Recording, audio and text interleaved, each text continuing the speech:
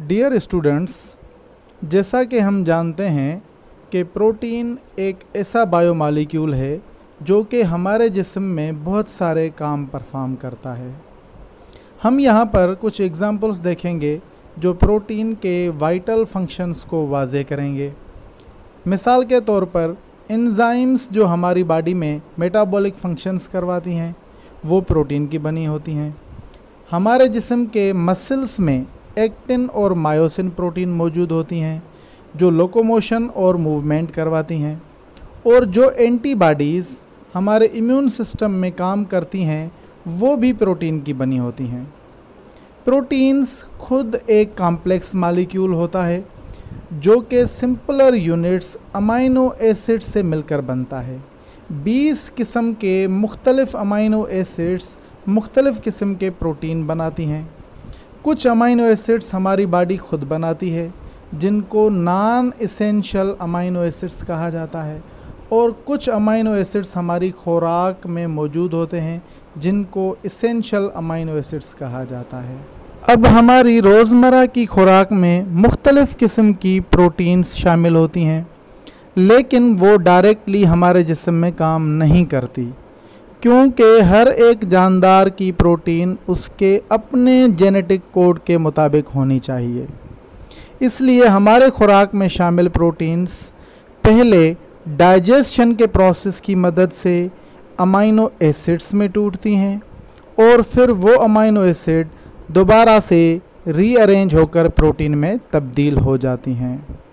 Protein synthesis का सारा process हमारे सेल्स के अंदर होता है। अब हम चलते हैं प्रोटीन सिंथेसिस के प्रोसेस की तरफ। हमारे जिस्म में मौजूद सेल्स में प्रोटीन्स बनाने की इंफॉर्मेशन सेल के डीएनए में मौजूद जीन्स के अंदर होती है। जीन न्यूक्लियोटाइड पर मुश्तमिल होती हैं जो कि आरएनए को बनाती हैं।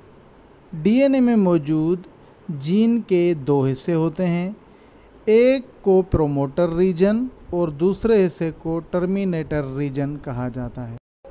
प्रोटीन सिंथेसिस का सारा प्रोसेस दो हिस्सों पर मुश्तमिल होता है, पहला ट्रांसक्रिप्शन और दूसरा ट्रांसलेशन।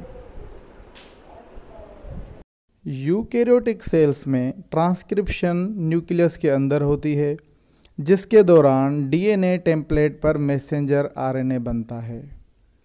उसके बाद साइटोप्लाज्म में ट्रांसलेशन का प्रोसेस होता है, जिस दौरान मैसेंजर आरएनए में मौजूद इंफॉर्मेशन को डिकोड करके पॉलीपेप्टाइड चेन्स बनाई जाती हैं। ट्रांसक्रिप्शन के शुरू होने पर डीएनए में मौजूद जीन्स आरएनए पॉलीमरेज एंजाइम की मदद से मैसेंजर आरएनए बनाती हैं। ये प्रोसेस 3 स्टेजेस में होता है, पहला इनिशिएशन स्टेज, दूसरा एलांगेशन स्टेज और तीसरा टर्मिनेशन स्टेज। इनिशिएशन स्टेज पर आरएनए पॉलीमरेज एंजाइम जीन की प्रोमोटर रीजन के साथ बाइंड हो जाता है। आरएनए पॉलीमरेज के बाइंड होने के बाद डीएनए डबल हेलिक्स अनवाइंड होके ओपन हो जाती है। फिर इलांगेशन स्टेज पर आरएनए पॉलीमरेज स्लाइड करते हुए जीन की टर्मिनेटर रीजन की तरफ मूव करता है। उस वक्त वहाँ पर मौजूद न्यूक्लियोटाइड्स कॉम्प्लीमेंट्री बेस पेयर के हिसाब से मैसेंजर आरएनए बनाती हैं।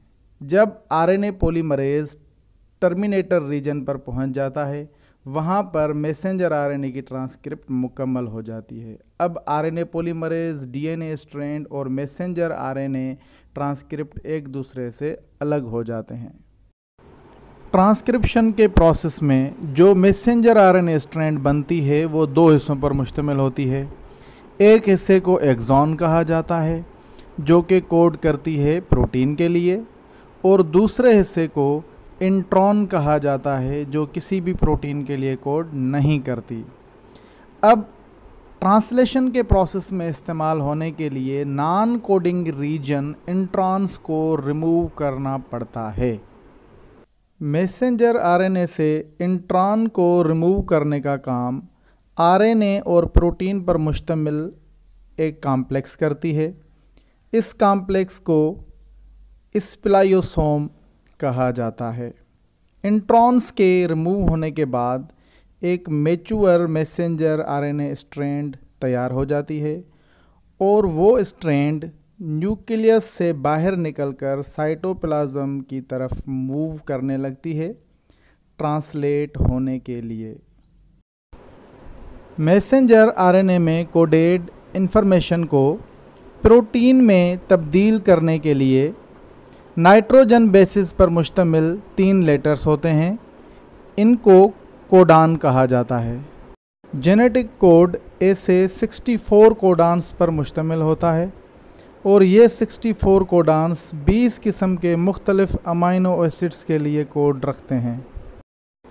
64 कोडान में से 4 स्पेशल कोडान होते हैं, एक स्टार्ट कोडान होता है जबकि 3 स्टॉप कोडान होते हैं।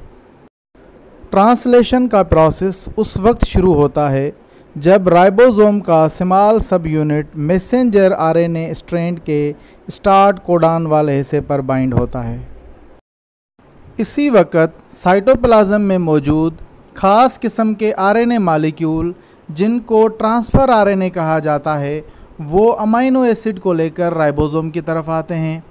हर एक अमाइनो एसिड के किस्म की पहचान ट्रांसफ़र आरएनए में मौजूद एंटीकोडान सीक्वेंस से होती है। जैसे ही ट्रांसफ़र आरएनए का मॉलिक्यूल अमाइनो एसिड्स को लेकर मैसेंजर आरएनए पर पहुंचता है तो वहां पर मैसेंजर आरएनए की कोडान और ट्रांसफ़र आरएनए की एंटीकोडान के दरमियान कॉम्प्लीमेंट्री बेस पेयरिंग हो जाती है। इस ही पॉइंट पर ट्रांसफ़र आरएनए को इनिशिएटर ट्रांसफ़र आरएनए कहा जाता है और राइबोसोम का लार्ज यूनिट स्मॉल यूनिट के साथ मिल जाता है। अब इस कॉम्प्लेक्स को ट्रांसलेशन कॉम्प्लेक्स का नाम दिया जाता है। राइबोसोम के लार्ज सब यूनिट वाले हिस्से पर 3 रीजन्स होती हैं जिनको ई, पी और ए कहा जाता है। ट्रांसफ़र आरएनए के बहुत सारे मॉलिक्यूल्स मुख्तलिफ़ किस्म के अमाइनो एसिड्स को लेकर कोडान और एंटीकोडान रूल के तहत ट्रांसलेशन कॉम्प्लेक्स पर अटैच होते हैं। हर एक चार्ज्ड टीआरएनए का मॉलिक्यूल ए साइट पर बाइंड होता है और फिर उसके अमाइनो एसिड और पी साइट पे मौजूद अमाइनो एसिड के दरमियान पेप्टाइड बॉन्ड फॉर्म हो जाता है। अब कॉम्प्लेक्स एक स्टेप आगे की तरफ स्लाइड कर जाता है जहां पर अनचार्ज्ड टीआरएनए मॉलिक्यूल ई साइट पे बाहर निकल जाता है और ए साइट दोबारा नए टीआरएनए को अटैच करने के लिए ओपन हो जाती है। कॉम्प्लेक्स स्लाइडिंग स्टॉप कोडान के आने तक इसी तरह से जारी रहती है। स्टॉप कोडान पर रिलीज फैक्टर आकर अटैच होता है और पॉलीपेप्टाइड चेन कॉम्प्लेक्स से रिलीज़ हो जाती है। इस पॉइंट पर पूरा ट्रांसलेशन कॉम्प्लेक्स टूटकर अलग हो जाता है लेकिन वो नेक्स्ट प्रोटीन सिंथेसिस के लिए फिर से रीअरेंज हो सकता है। अब ये पॉलीपेप्टाइड चेन मुख्तलिफ़ किस्म के प्रोटीन्स में कन्वर्ट होने के लिए मॉडिफिकेशन के प्रोसेस से गुज़रती है और मॉडिफिकेशन के ये प्रोसेस सेल के मुख्तलिफ़ हिस्सों में होते हैं।